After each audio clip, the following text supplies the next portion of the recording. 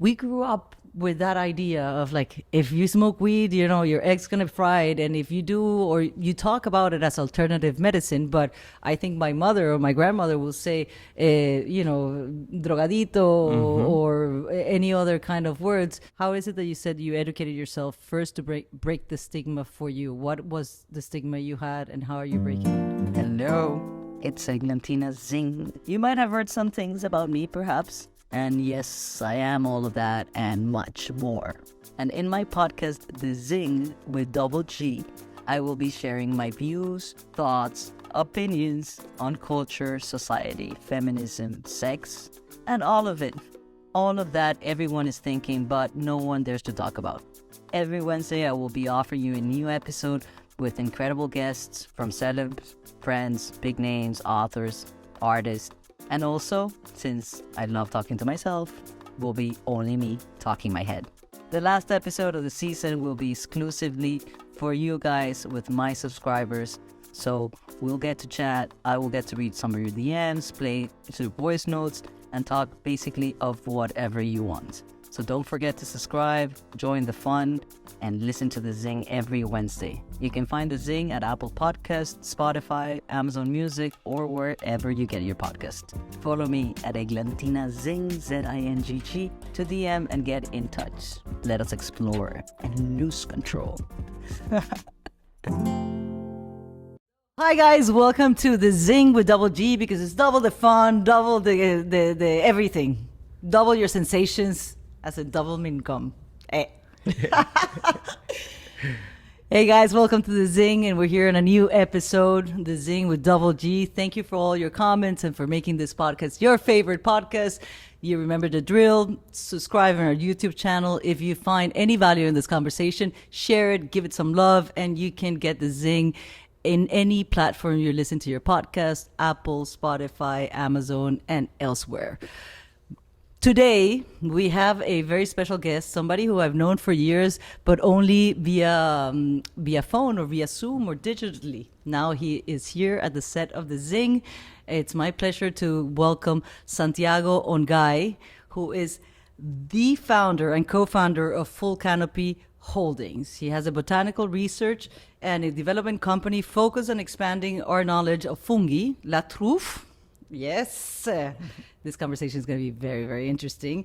And they utilize various genetics, cultivation techniques, and lab testing to advance the research of highly effective botanical formulations. He has devoted his professional career to end the cannabis and psilocybin mushroom stigma. Yes, Santiago. Through education, and that's what we're going to listen today from the master of how this is a technique that is revolutionizing medicine for the next 20 years. And we're going to learn everything about the benefits, the stigma. We're going to get educated, the risk, and for who is this a good therapy? How can they serve themselves, and where can they get it? Santiago, welcome to The Zing. Thank you so much. Finally, after so 2 years happy to ago be that we here. had a conversation to do our It's a long business. time coming. Yes, I am very excited to be here. I would lie if I didn't say I was a little nervous as well, and I hope I can live up to that introduction. No. So I wanted to read the introduction, which I usually don't do. I always introduce them like that, but I think you deserve to go over, because since this is such a delicate topic, I don't want it to people to take it so easily, or like, well, easy, it's good, but to really put the knowledge and the respect towards what your work and your years of research are creating for all of us to deal. Sometimes we have so much stress, depression, overwhelming, and there are good ways that are not only just therapies or talking to somebody, but they are actually chemically attached to how your brain works and how your emotions can be enhanced, no? Correct. Yeah. So, but I have a question. You're from Colombia, right? I'm from Mexico. You're from Mexico. Oh, Yes. caramba. Yo no sé por qué le sentí el Mexicano. acento colombiano ahí ya. El Pelé, raspada, de vuelta a acento primer confundido. grado. But, you know, the Colombians and the Mexicans probably have a similar accent sometimes because of the altitude. They have like a kind of, they pronounce every single word until the last S. Yeah. I'm from Mexico City, grew up in Miami, so Okay. my accent is completely confused That's why. or neutral. Bueno, Okay. neutral, no sé. Neutral, I don't know, but confusing, yes, it is. I'm sorry I got that wrong. No worries But at all. Mexico, viva Mexico Mexico. City, viva Mexico. Órale. So how is it that instead of starting, you know, a taco shop or a tequila brand, you started this path into cannabis and psilocybins? A little curious, a little crazy, you know, just believed that this was the right path. And, you know, I think first I had to break the stigma within myself to understand that I was misinformed for a large part of my life. And mainly by, you know, just trying firsthand different things. So curiosity and yeah, my career started in cannabis, which was the first, you know, high risk Schedule 1 substance to become legal at a state level. So that gave me the path to change my professional career into cannabis. And that opened up my mind completely into natural medicine and alternative medicine. And, you know, the little crazy part more so into Scheduled 1 substances, right? Most of the things that they tell us not to mess with or touch. So that's interesting because you say this breaking the stigma for the things that they tell us not to touch because, you know, cannabis nowadays, like it's mainly legal. People have find great benefits towards what cannabis can do. Everything from like the ones that have THC to the ones that are like creamed and just the hemp of the plant.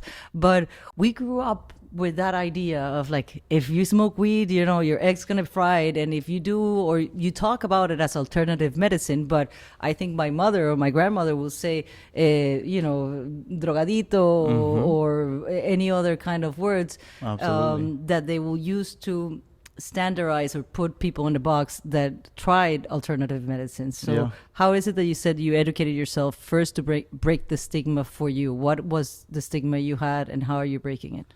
Or how I think, shall we all break it? yeah, I mean, first thing, right, again, that curiosity led me to try cannabis and to try mushrooms for myself. And after having that experience, I realized it wasn't as bad as people said.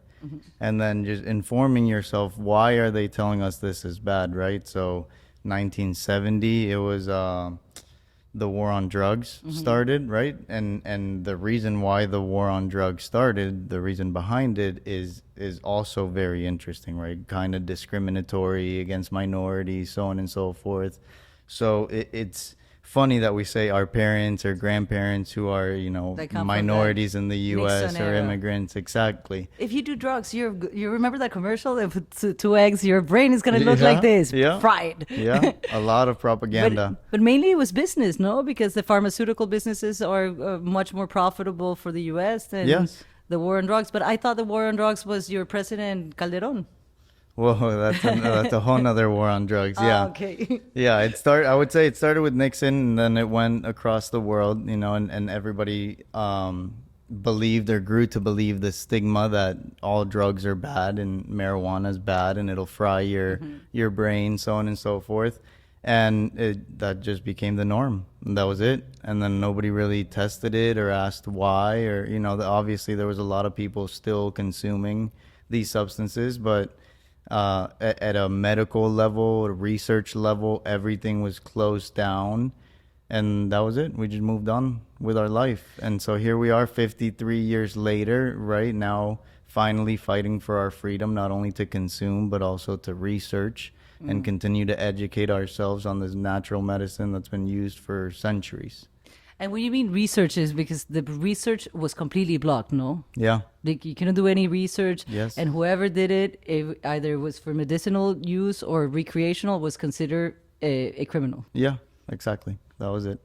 Yeah, all the research was shut down. There was some well-known research going on in Harvard, and you know, I think that was probably the last research to be shut down. And then that was it. Not much else was researched. There was some people that took the risk to, you know, lose medical licenses, so on and so forth, and continue working with it. There were some people that went overseas to Latin America, a lot of them, Panama, Costa Rica. They were legal there. And yeah, either legal or quasi-legal, right? Not fully illegal. So not banned, yeah, like but- not regulated. So if let's you had say. a bag of mushrooms, nobody will go Yeah. like, you're going to jail. Yep. So Jamaica is another place that it's interesting, right? It's not illegal there, so a lot of companies have gone there to try to source. But some Jamaica is interesting, no? mushrooms. Because I think mushrooms are legal, but cannabis is not legal. They're going through the regulatory process with cannabis. I know there's been a lot of investment opportunities in Jamaica. I wouldn't be able to tell you exactly what the legal status of cannabis is. But yeah, it's been a very interesting journey trying to figure out where can we just work with natural medicine, right? Where can we grow it and study it? And the way you say it, it's natural medicine. So why is it that and in all the research that you've done, what have come to your mind that why is it this stigma that people have put or governments have established that these are drugs that, are harmful for a development mind, for kids, for society itself? Why, if I believe it's something very... That's a great question. See? I don't know. You tell me. That is a great question. I mean, No, but you're the again, expert. there's a lot I can of speculate, but I don't know. I have no idea. The speculations are that it was, a war on drugs, really a war against minorities, a way to incarcerate minorities, which were, as they were seen, the main users of these substances. But now the research that has been coming out from a lot of universities, Johns Hopkins being one of the most known universities to be doing this research, most of it points to the fact that it is a beneficial natural medicine, and more than anything for mental health, right? For something that we don't really know a lot about, neuroscience, right? And I'm not a doctor, I'm not a chemist or scientist myself. I work with a lot of people that are a lot smarter than me, but we don't know the question as to why, especially now that research has proven that they are beneficial to many things such as And still we treatment-resistant do depression. have that stigma. So maybe, I don't know, in my speculation theories, I believe that either one, which I think is always number one, is about the money and what gives you more revenue to the government or to the big holders or the big key players. But also what I think they use and manipulate the message is that it's addictive. Yeah. But this I don't want to call them drugs, but they are drugs in general. No, are they called drugs, or the psilocybin and cannabis? Are they called drugs, or the natural medicine? I would Okay. call it natural medicine. They could be called they drugs, are- Do they cause addiction? I mean, I can talk about my experience, right? I want to make a side note Okay. of my approach to how I like to inform people. Again, I'm not a scientist or a doctor, and I don't want to educate you, but I do want to Share your intrigue and spark this level of interest so that people can go out and look for more information on their own and inform themselves, right? So I think there are substances that are not addictive, right? I think there are substances that can most definitely help, and I'm talking about natural medicine. So like cannabis, I think, is something that could be consumed more regularly. I don't believe they're addictive because you can stop as a personal experience, right? I can stop and take what is widely known as a tolerance break from either smoking cannabis or mushrooms, right? If you're microdosing, usually what people say is 5 days on, 2 days off, just so that you could take a tolerance break and you don't have to continue to increase your dose as you're consuming these substances.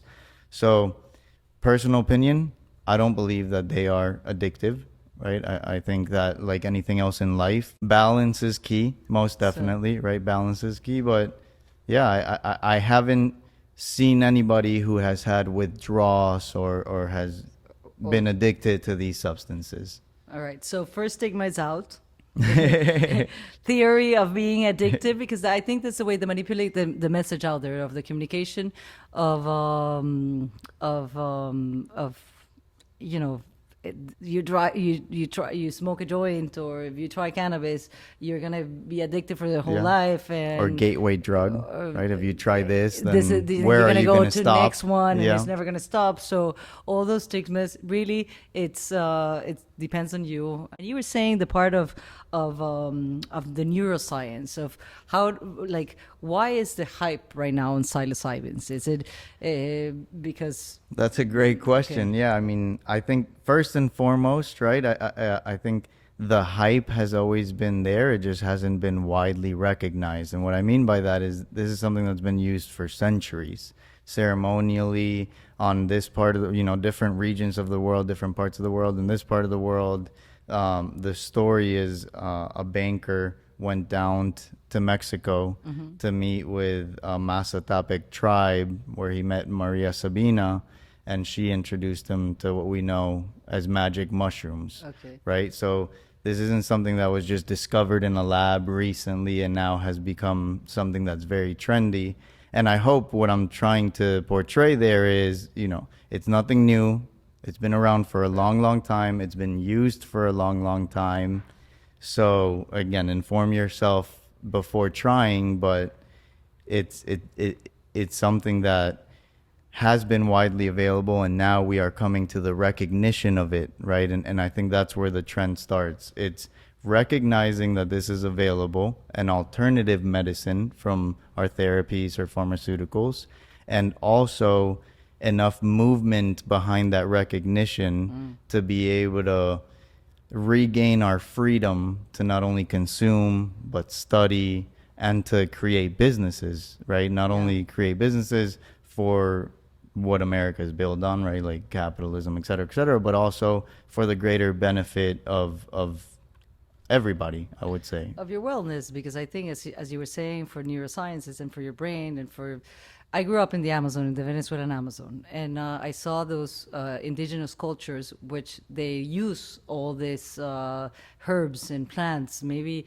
I've never tried the ayahuasca, and I understand that there's a sometimes a comparison, and people sometimes feel much more I guess safe, to, for lack of a better word, to go do an ayahuasca than to eat mushrooms.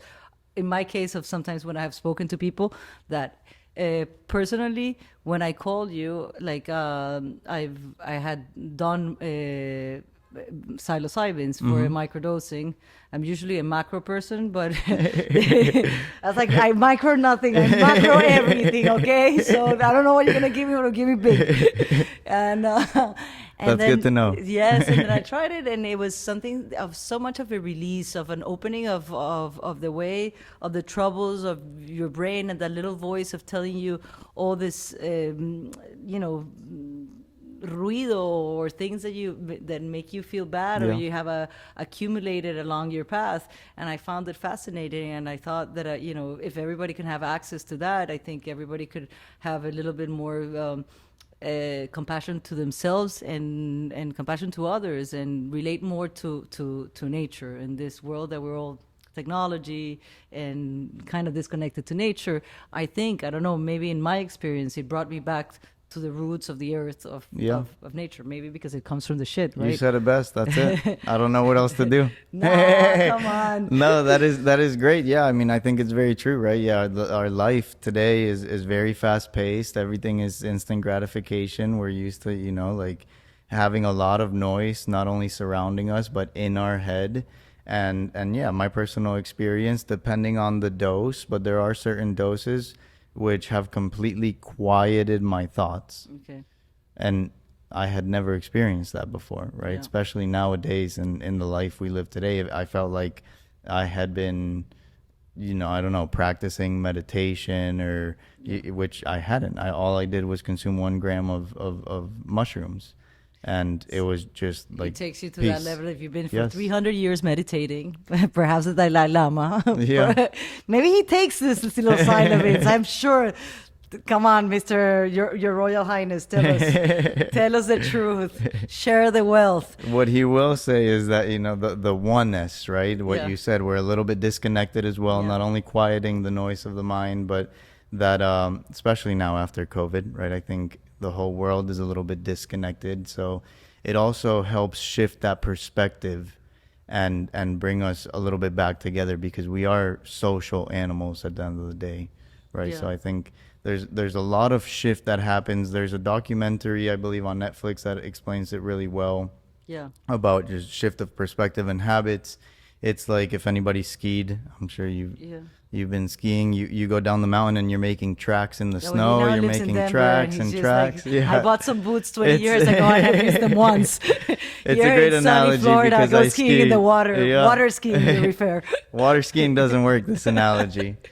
So when you're skiing, you're making tracks, right? And when you consume usually a larger dose of mushrooms, it's like a snowstorm just covers all those tracks and allows your brain to make new connections or build new habits or break old habits, right? And again, opinions. I want to get people curious enough to Yeah. continue to look into this. And this was a Netflix documentary, very easy to pull up We're nowadays. not suggesting anything. We're sharing a conversation and thoughts and opinions and our own experience. Yeah. And you're an expert, or you're in this path of exploring some new medical. Natural medicine and things that actually can help human beings to connect, to Yeah. have that oneness, to have that peace, and all this. We're launching the 5th season, and well, it already launched, but it feels like it just launched. And all the comments about everybody for the past seasons have been talk about relationships, talk about love, talk about relationships, and all sorts of relationship. But I think the most important relationship is the one you have with yourself. Yep. To be able to connect with yourself, because as you say, we're social animals, we're social creatures.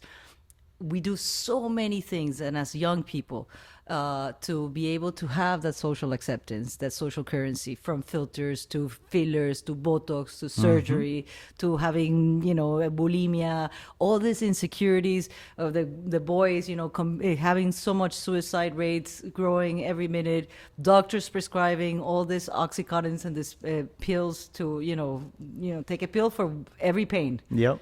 And not having that opportunity to connect with your own self. And I think this is a great way, or at least for me, it worked a lot. And I wanted to bring this attention to our audience, to be able to quizás maybe open their minds and see it with a different optic. Yeah. And it's not only us, because I think every day is much more popular and is ever growing, and it makes me very happy. So benefits we have uncountable. Yeah. A quick point there. Yeah. I love when people join us on our curiosity journey and Shall we go open a out of the chat? norm and explore. Yes. For the And- exclusive content, you'll have Santiago and I every morning. Absolutely. Yeah. Come join us on this journey of just being a little bit curious and a little bit crazy. The last person to join me on this journey who had never tried, to my knowledge, psilocybin mushrooms was my grandpa, who's 93 years I old. love it. I knew it was going to So come never somewhere too there. soon, never too, yeah, never too old. And how is he feeling? How was his experience? What did he tell you? Great. It's actually very funny. So, I mean, 93 93 years old in Mexico City in an apartment. His life is, going from the bedroom to the couch to read the newspaper, to eat breakfast, to take a nap, and then do that, move again. And he tried 1 square of a chocolate, which was 233 milligrams. And he wanted to call his friends, which unfortunately at this point it's his friends' kids. But he had to call them and plan lunch, and he had to get out of the house, and he had to go be social and connect with people. And then he, continued to read and study this, that. And so he went for 2 squares, which is now double the dose. And then he went out naked in the middle of Reforma. Yeah, right. I wouldn't be telling this story. He swore he didn't need his cane anymore, right? So, I mean, I think it is very much so a relationship with yourself. I wish. It's a relationship with yourself. It helps you explore internal, maybe battles or opportunities, and it just shifts your perspective. But in the medicine part, because so what is it that it does to your brain? It segregates what that That's it a makes great you feel question. great. Yeah, I mean, I hope we can continue to study this so that it could, I can answer this question. I don't know what it does to your brain personally. I know that there's a lot of research being done to figure that out. There's a lot of paths, right, to give people access to this medicine. One of them is the pharmaceutical path. So there's a lot of people that are doing clinical trials, phase 1, phase 2 clinical trials to try to get breakthrough therapy, FDA approved medicine. Okay. And with that, we have received a lot of information, a lot of research, which obviously also takes a lot of funding and time to conclude. So little by little, we're coming to the So we need to ask investors, answer. private investors, common people. Do we have to have a lab for like little rats, guinea pigs? You can Yep. all come try some Yeah. psilocybins here with Santiago. Let's see Yeah. what happens in a room. You can actually try it at home. You can try it at home and sign up for clinical trials. So how does that work? So when you say try it at home, what do you mean? Like, do you like that's for microdosing that you get clinical trials? There's an organization that's called Quantify Citizen that is trying to just, in a decentralized manner collect data from people who are consuming these substances. So it just, kind of volunteering to give data so that we can centralize it, analyze it, and make some decisions off of that. So they give you the medicine for free? They don't give you the medicine, right? That's where we assume people are sourcing their own medicine, and please source responsibly, right? So you're Please part of that. source So responsibly. What do you mean by sourcing responsibly? What is the risk? Well, of yeah, unfortunately getting right something that is now, not- right, and that's the other problem where we lose our freedom, we also lose the ability to guarantee that the products we're consuming are safe. So there's a lot of products out there on the streets, for lack of better terms, right, which have little to no quality testing. They could be coming from anywhere. And so a lot of times if you buy mushrooms, for example, or you buy mushrooms, you see what they are, and you have better odds that you bought something that is of that is not an quality. appeal. If you buy something that is more what they would call a finished product, maybe a chocolate or a capsule, and you don't know where those products are coming from, then it becomes a little more difficult to know exactly what you're consuming. And without the access to lab testing, then it's also difficult for someone who's providing those chocolates or capsules to guarantee the consumers that those products are safe. So now there's this big mess of what is safe and what isn't safe, right? And unfortunately, the most that you could do is just try to get as close as possible to the source as you can, and make sure you know someone growing the mushrooms, or grow them yourself. It's really not that difficult. Espérate, hold on to that thought, because to source your track, they can call Santiago and get the best, Soon, medicine if you're that- in Colorado, soon, yes. So you don't mail around the world, global delivery. Unfortunately, we are not able to. So let's all take a trip to Colorado. We'll go to Denver. We'll take our medicine, and about the growing, please don't incentivize. So see, this, that I'm more happy to help with, right? I unfortunately can't help you guys unless you come to Denver, and luckily we're in a great state there in Colorado. Prop 122 just passed, so legally we are able to share these products with each other. We're able to grow them at home legally as well. But more than happy, no matter where you are in the world, to help with growing your own mushrooms. It really is not that knowing complicated. the difference, because I saw some friends in England, they have a tradition that they have mushroom hunting, and every time around spring you go hunting with, it's like a hunting thing.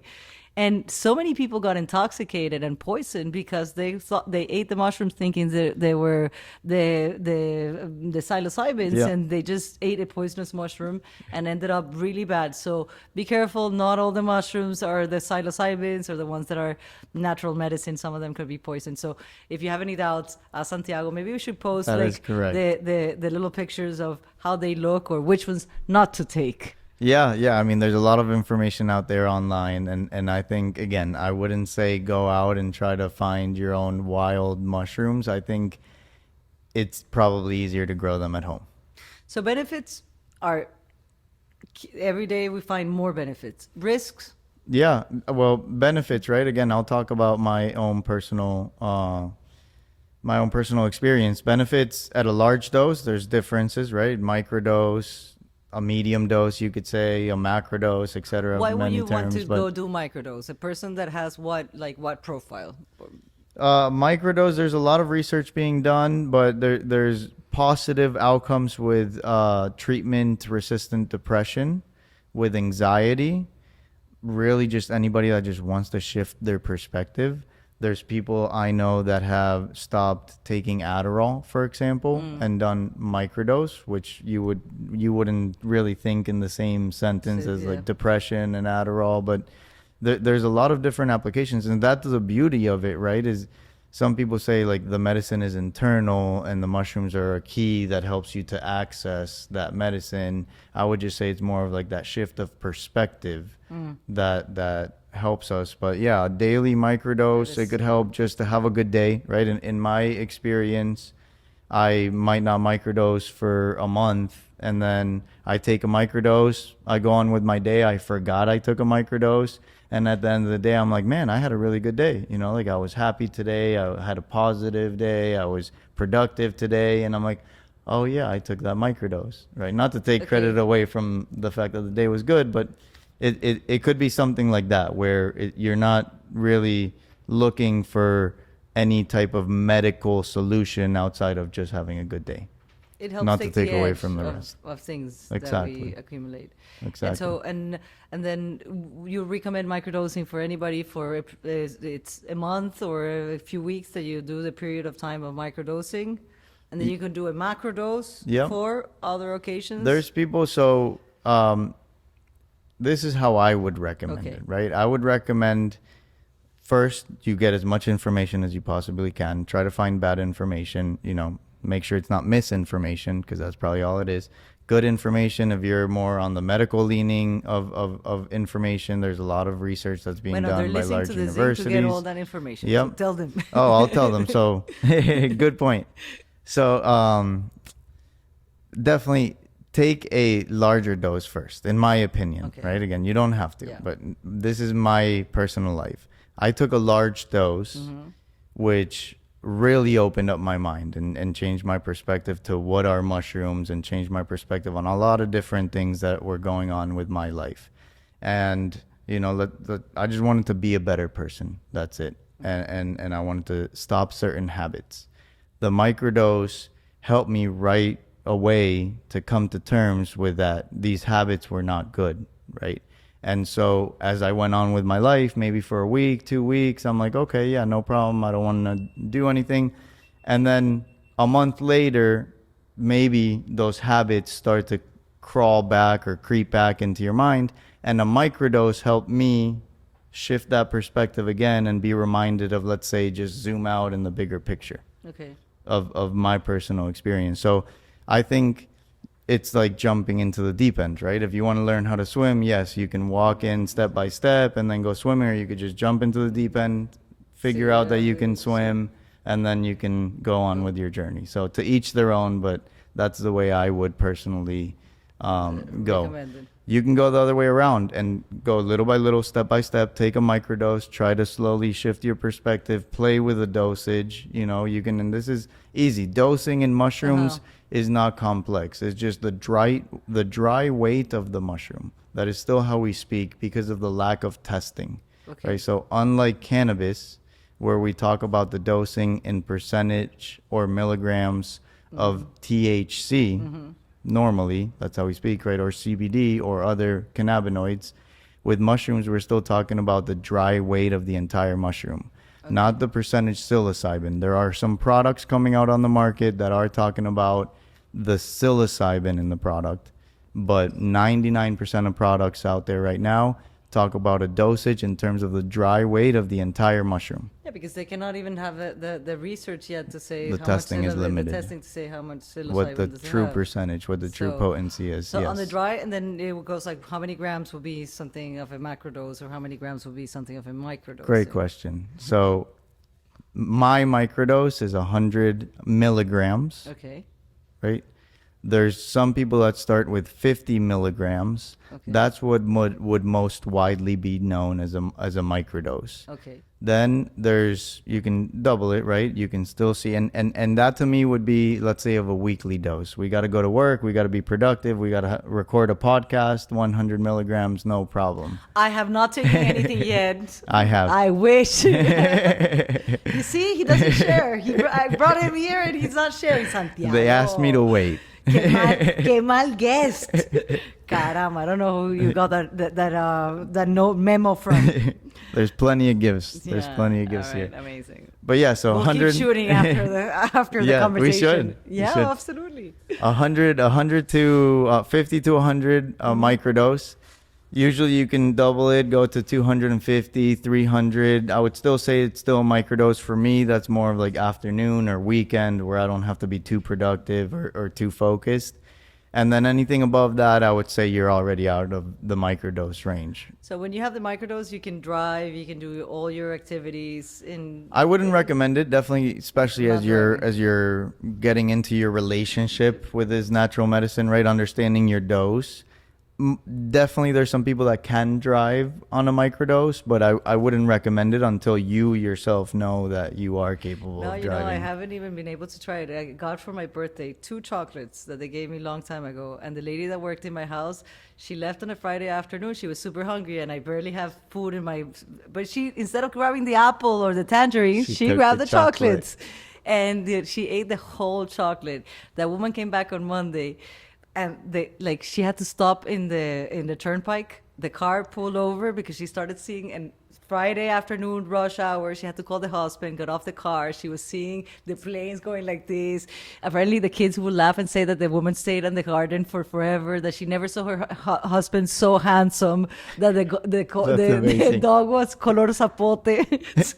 That is Ay, amazing. vea, yo vi de todo. Like, I just, you ate my mom, my chocolate. I was like, those chocolates had something. I was like, no, they were from Switzerland. Just My very special fine chocolate. But that was like a long time ago. But I think she changed her perspective. She's I think always so. like, are you going to leave more of those chocolates? Are you going to bring more of those chocolates? I was like, not for you. Yeah, that's probably a great opportunity to talk about set and setting.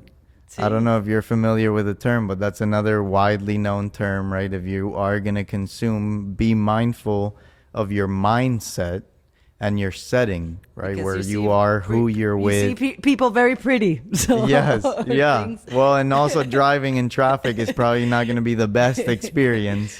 No, not at But all. yeah, But that settings are important because your mindset and your setting, yes. So, and again, that doesn't have to mean that you're in the most positive mindset, right? Because again, then how does this help treat depression? Yeah. But you just have to be confident in what you're doing, right? Yeah. Be informed in what you're doing, and and have the right intention, I would add as well, right? So again, you don't have to be in a positive place in life or be super happy. As long as you're going into this experience with the right intention, and keep in mind that you're doing this, right? Sometimes when you use a larger dose, if we're now talking about getting out of microdose, a larger dose, a lot of times people forgot what they did. Yeah. And they're like, oh my God, I'm stuck here in this mindset, right? In this trip. Yeah. And so just remember what you did. If you prepare, you would. Some people even write it on their skin or on a piece of paper, like you took mushrooms. Oh, really? Yeah.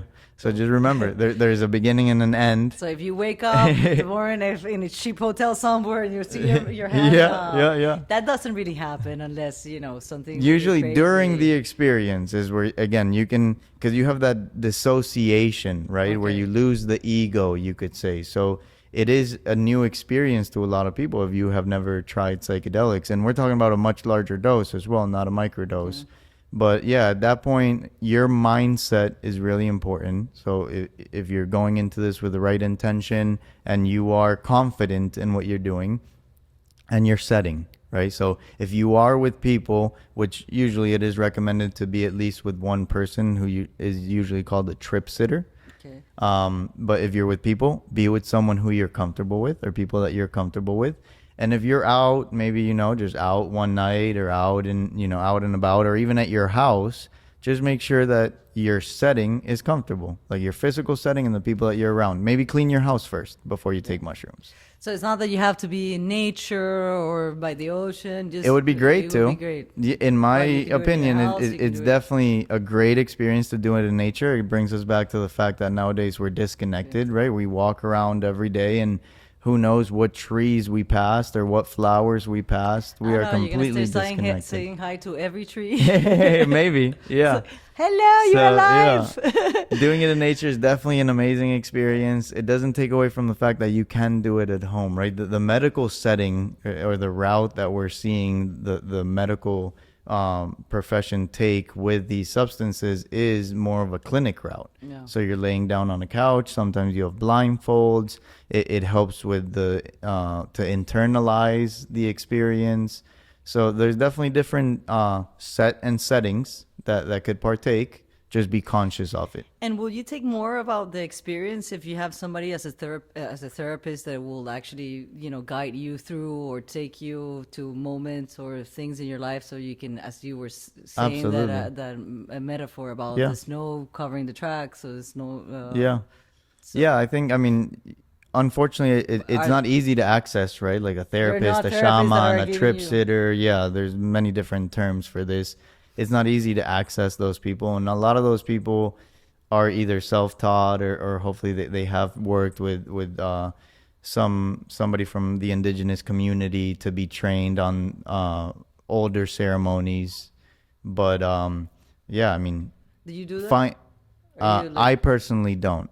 No, I personally don't. So I don't. You cannot call Santiago for that. No, I can definitely connect you with a lot of people that do, but I personally don't. They come straight from the source, but I think it's worth it because I think, just because of the recreation and all the euphoria or the enthusiasm that you can find around of having that experience, to take the most advantage of. It's like a mentor, right? Your path, somebody that's going to help you through that journey. It's like resetting. It's like doing a detox to reset and then see life with a different perspective. So we all see the benefits and how to do it, or how do you recommend to do it, have this experience, and how often you can do it. But is there any risks? Besides, we already covered that you're not going to get addicted. They're not addiction drugs or medicine. What is there any other risks besides you just, as far as we know, no, outside of a bad experience, right? The risk is to have a bad experience, which goes back to the set and setting, et cetera.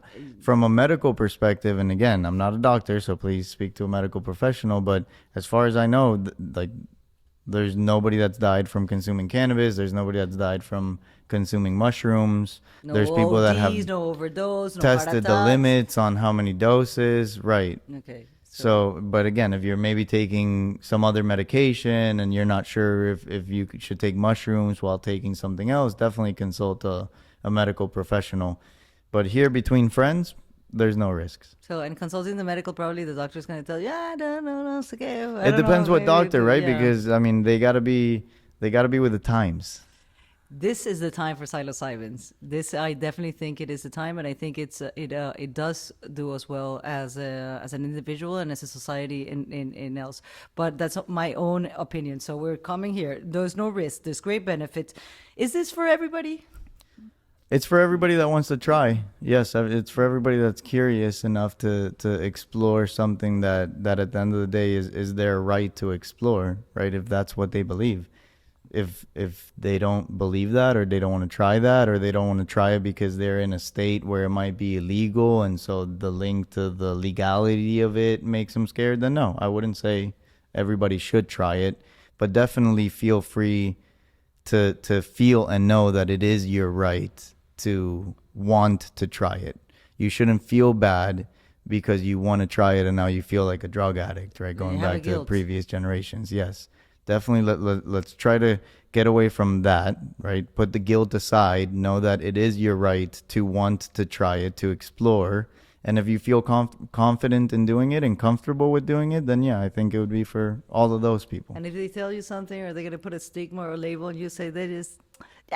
Yeah. Own it. We're past that. Own it. We're past it. Go for it. I truly recommend it. I think it's fantastic what you're doing. So if it has all these benefits, I've heard also that it's a great tool for people that have PTSD, that have come from traumatic situations, either from war, from losses, from a lot of sicknesses. Is it true? Is it used on? I would say yes, it is definitely true, and again, there's research that proves that it is true. There's different psychedelic substances that have been studied for PTSD, MDMA being one of them that we haven't mentioned today. Yeah. Psilocybin, mushrooms, also being another one, and I think again, right? Like, me personally, or my business is not doing this clinical research or working with patients. We do more research on the fungi themselves, the mushrooms, the products. We want to make sure that when we can, we have the highest quality, closest to the most natural product that there is, right? So we try to mix the blend between completely natural and pharmaceutical, which is going the synthetic route. But back to your point, I think it's definitely something that me perdí. No, it's true, because what we're saying is that if it's been used for people with PTSD, and Yes, especially yes. patients that have come from very traumatic situations, Yes. I've heard a lot about it being used with the military, Yes. with expatriates that have come from war, that have lost people, that have lost, they have gone through very traumatic situations.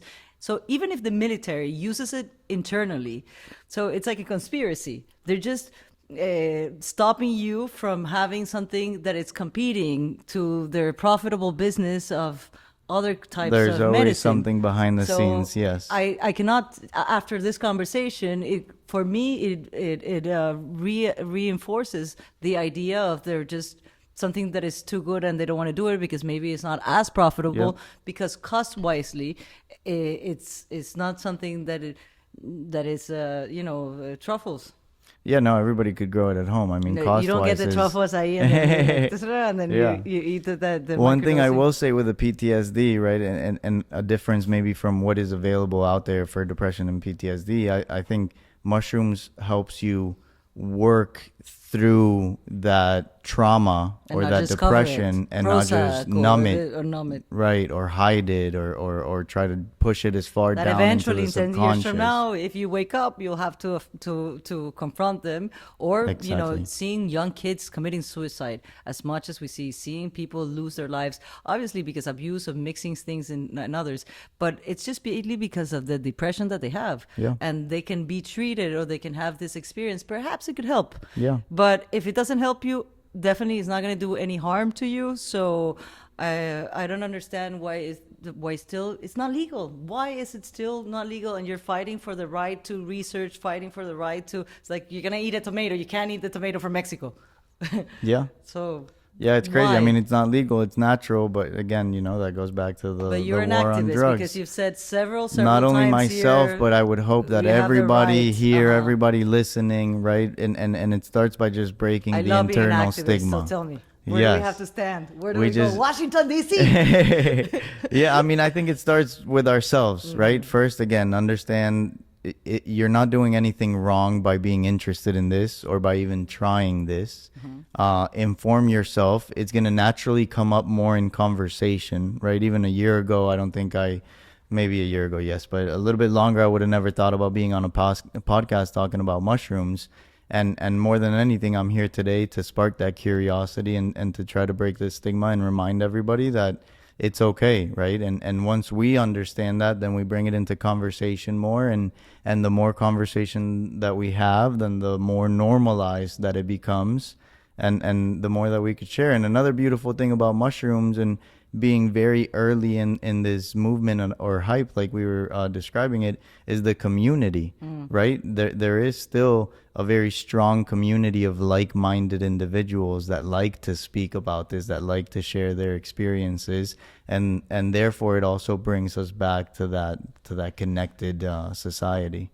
It's great that you spoke about community, because I think you can actually know a person's personality or know those prototypes by the drug they use. So you can actually put, oh, this is a cokehead, or this is a pothead, or this. I'm sorry for the head part, but you can see the profile of the personality. And there's something so beautiful when you see people that they do psilocybins. Yeah. Yeah, So I mean, I love definitely- Snoop Dogg, and Martha Stewart even smoke it. And we're not even going to talk more about the psilocybins. We're going to eat them. So bring it down and let's cheer up for this incredible conversation, and mostly for opening up the possibilities of finding natural medicine, and finding ways that we can be a better person, as you said. Absolutely. And opening our minds and stop, just being so judgmental towards Yeah. the things that are so Starting with beneficial. ourselves. Starting with ourselves. So starting with ourselves, it has great benefits. If you want to have a different perspective of life, if you want to have an enhanced, better days, and then better in ourselves, no? It makes you Yeah. a little bit more compassionate, solidarity, Yes. fun, recreational. True, you can do recreational, but the benefits, it's also Yeah, I mean, I wouldn't disagree at all. You can definitely do it recreationally, and personally, I would rather do that than have one or maybe too many drinks of alcohol. So again, right? Like, don't have respect for psilocybin, for mushrooms, for any psychedelic, any substance really, but don't feel bad for doing it recreationally. But and I think you're on a great path. And for the people that want to take this as a business, I think it's a great opportunity, as Santiago is doing in his company, as you're a co-founder. And if they want to check you out, we're going to put or you can actually say where to find you and where they can find more information. But I think it's a great business, and it's working with nature. Alcohol was illegal. What was it? 30 years ago, 40 years ago, 1920s. No, more 1950s. They will leave Los Angeles to go to Tijuana to get alcohol, and Marilyn Monroe was alive. So I love it wasn't that far. I love how you check your timeline. Marilyn Monroe was still alive. Yeah. She had to cross to Tijuana to go get champagne and bubbles, baby. Yeah. But in any case, the beauty of it as humanity is that every time we open these conversations, we evolve. And we bring things that are good for our lives. I'm not saying alcohol is good. On the contrary, I think it does a lot of damage to everything. And this has a lot of benefits. And very, very, I really, on the surface, I cannot see any risk or any negative stuff. Yeah. But I have to try it. And I'm asking Santiago to, I would recommend be a that. nice guest. Exactly. And, Yes. when you come to somebody's home, you bring something. Yeah. You bring a little present. I would recommend we try it, and then maybe let's have a podcast. We'll see what the conversation we'll was stay before, here. and then Let's just after stay the here. We have experience. time. It doesn't have to be tonight, We but have we time. should definitely try it, and then we'll come back and talk about what that experience was like and what you thought from a first-hand perspective. We should definitely do that. And when I first reached out to him, I got introduced by our producer, and who I was going crazy to do this drink with psilocybins, and he promoted or show us an idea that is still in our bucket list to be able to make it a reality. It's still there, absolutely. So we're not just gonna do more podcasts, but we're gonna hopefully launch Yeah. a product that it will be revolutionizing. Absolutely, innovative, yeah. amazing. We don't want to be too soon. How are we gonna call it? Oh, that's a great question. How much time Let's do we start have? naming it so we manifest I to the need universe. some performance enhancers for creativity. Ongay. Ongay. Perfecto. Ongay, Zingg. Ongay with double G. Santiago Ongay here with us at the Zing. I hope you enjoyed this conversation. If you like it and you find value in it, do not just go crazy doing macro and microdosing, but follow the Zing, share it, love it, subscribe to our YouTube channel, and get the Zing and listen to it in any of the platforms you get your podcast. Until next season, on the next episode next week. And for all the subscribers, he and I are going to open the conversation directly in DM, and maybe we can send you some free microdosing so you can start your kit. Feel free to reach out. I am more than happy to open up any conversation one-on-one or whatever. He's not going to be in Denver anymore. He's going to move to Miami. I'll be here. Thank you, Santiago, for Of being course, here. thank you. It's a everybody. pleasure. Love you. Thank you so Besos. much. Till next episode.